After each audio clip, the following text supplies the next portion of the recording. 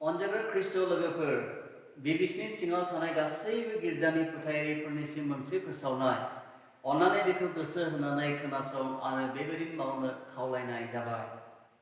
कर'ना भाइरासनि सोमोन्दै जों बयबो खोनाबाय आरो मिथिनो मोनबाय। बे भाइरासखौ दिसेम्बर दाननि 2019आव चाइना हादरनि वुहानआव मोननाय जायो। दिनै बे भाइरासनि गेजेरजों बुहुमाव गासै 6 लाखसो सुबुंफोरा थैनो गोनां जाबाय आरो बिनि गेजेरजों 27,000 सुबुंफोरा जिउ गोमानो गोनां जाबाय। बे भाइरासजों आक्रान्त जानाय सुबुंफोरनि संख्याया सानफ्रोमबो लोब लोब बारायगासिनो दं आरो गिख्रंथाव महर लाबाय। भारत हादराव कर'ना भाइरासआ मार्च दाननि 2 अक्ट'आव सानै व्यक्तिफोरनियाव मोनजेनो। माखासे सानफोरनि गेजेराव भारत हादरावबो बे भाइरासजों थैनांनायनि संख्याया 800 जाबाय आरो 21 सुबुंफ्रा जिउ गोमाबाय। मेडिकेल एक्सपार्टफोरनि परामर्श बादिब्ला भारत हादरनि सुबुंफ्रा बे आयदानि सायाव सांग्रां जायाब्ला गेदेर महामारी जागोन। मानोना बे कर'ना भाइरासआ मोनसे गिख्रंथाव दिनै दुलाराय मुलुगावनो सोमावग्लुबबाय, जाय बेमारनि थाखाय दिनैसिमबो मुलिखौ दिहुननो हायाखै। दिनै आमेरिका, इटाली, फ्रान्स, स्पेन मोनबायदि जौगानाय हादोरफ्राबो बे बेमारखौ सोखानो आगार मोनाखै। दाहाजों बुहुमनि ख्रिस्टियानफोरखौ आरज खालामनो खावलायदों। जोंनि भारत हादराव बे भाइरासआ गोसारोब्ला गोबां थैग्लुंनाय जागोन। मानोना जोंनि भारत हादराव बे बेमारफोरखौ दोननो थोजासे हस्पिटाल आरो सुबिदाफोर गैया।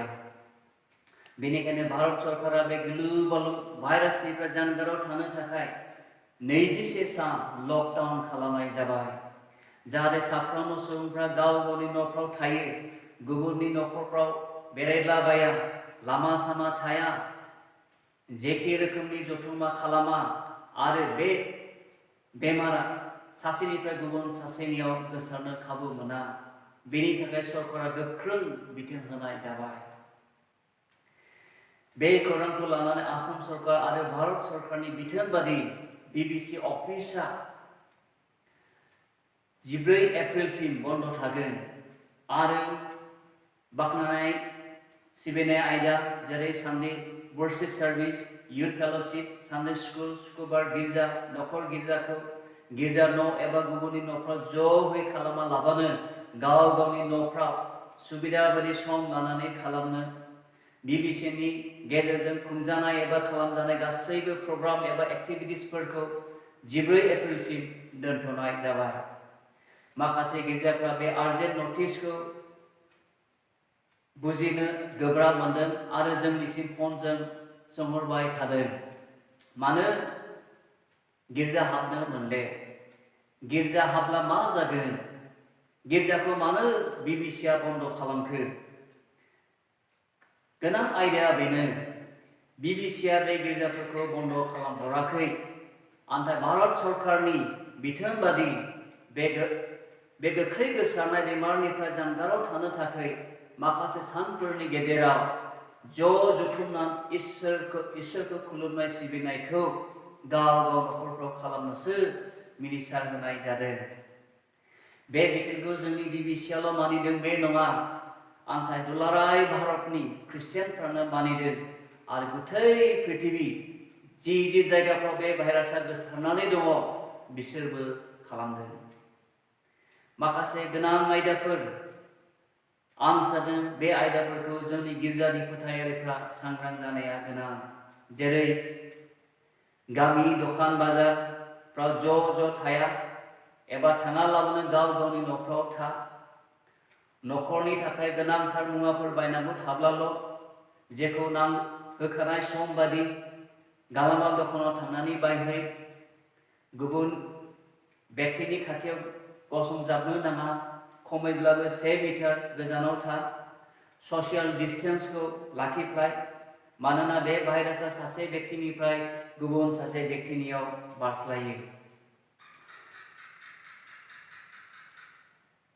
गाव मोननाय, गगा मोननाय, गुजुनायफोर दंब्ला खुगा खाथेग्रा मास्क गाननानै हारसिङै न' सिङाव था। गोनांथि जायोब्ला देहा फाहामसालिनियाव जगाजग खालामदो। जोंनि आखाइखौ हागौमानि थाब साबोनजों मोजाङै सुबाय था। आखाइखौ मेगन, गन्थं एबा खुगायाव दांहरनायनिफ्राय गोजानाव था। मानोना आखाइफ्राव एबा देहायाव नांनानै थानाय भाइरासआ जोंनि मेगन, गन्थं एबा खुगानि गेजेरजों देहायाव हाबलाङो। डक्टरफ्रा परामर्श होदों बिसेस गोनांथि गैयाब्ला बे लकडाउननि समाव हागौमानि हस्पिटालाव थांनायनिफ्राय गोजानाव थानो थाखाय। गुबुन स्टेट एबा कान्ट्रिनिफ्राय माखासे सानफोरनि सिगां गाव गावनि न'आव फैदोंब्ला नोंसोरो मोजाङै चेकआपफोर खालामनानै ला आरो 14 सान न' सिङावनो था। बेरायलाबायनो नाङा, गुबुननि न'फ्राव थांनो नाङा। मानोना बे भाइरासआ नुजानो थाखाय समाव 14 सान एबा बिनि बारासिनबो सम लानो हागौ। मण्डलीयाव गामियाव सोरबा दुखिया व्यक्तिफोर दंब्ला, जाय व्यक्तिया जानाय लोंनायनि थाखाय अभाब जानानै दङब्ला बिथांनि थाखाय जानाय लोंनायनि बेबस्थाखौ खालामनो खावलायनाय जाबाय, जाहाथे बिसोर उखैनानै थानो गोनां जाया।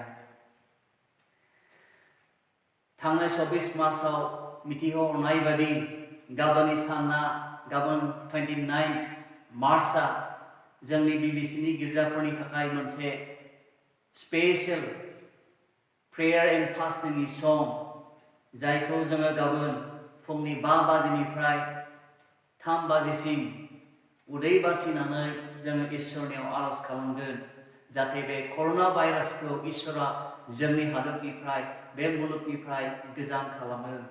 मानोना इसोरनि बाइबेलाव बेबायदि बुंदों, गांनायनि इतिहासनि 7:14 बे समाव आंनि रायजोफ्रा जेब्ला गुरै जानानै आंनिथिं गुग्रुबगोन, आंनिथिं गावसोरनि मोखांखौ खालायगोन आरो गावसोरनि गासै पाप मावनायखौ सिखार लानानै आंनियाव सिखार खालामगोन आरो आंनियाव गाबज्रिगोन।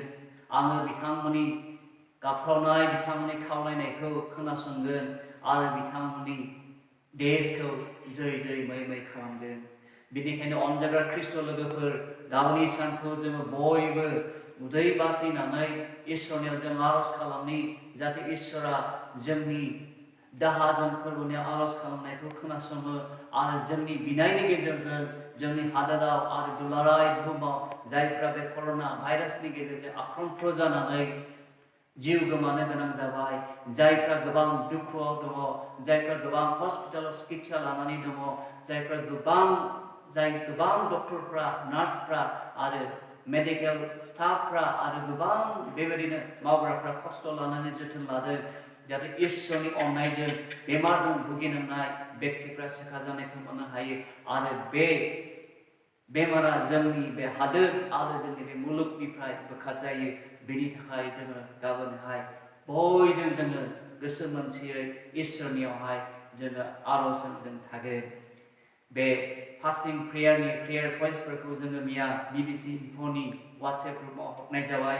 अन्नानै बे प्रेयार पइन्ट्स आयदाफोरखौहाय नायनो थाखाय आं बिबिसिनि सिङाव थानाय गासैबो गिर्जानि दैदेनगिरिफोरखौ खावलायनाय जाबाय। अन्नानै बेखौ वाट्सएप ग्रुपनिफ्राय लादो आरो गिर्जानि मेम्बार्सफोरनो होदो, जाहाथे जोङो गोसो मोनसे गाबोननि सानाव फास्टिं थानानै इसोरनि आरज खालामनो हायो। आसा खालामो आरो खावलायदों जाहाथे बे आरजनि गेजेरजों इसोरा गेदेर खामानिखौ मावो। बिनि थाखायनो बे मुलुगनाङै जुजिनांनाय समाव बयखौबो गुरै खावलायनाय जाबाय, जाहाथे जों बयबो सांग्रां जानानै थायो आरो बिथोन होनायफोरखौ जोङो मानिनानै सोलिनो हायो आरो बे गिलु बालु मोनसे समाव इसोरजों खाथि सोमोन्दो लाखिलायनानै गाव गावनि न'फ्रावनो आरज खालामनाय आरो इसोरनि रावाव ध्यान खालामनायाव जों गोसो होनानै जेब्लायबो जों इसोरजों खाथि सोमोन्दो लाखिलायनो हायो।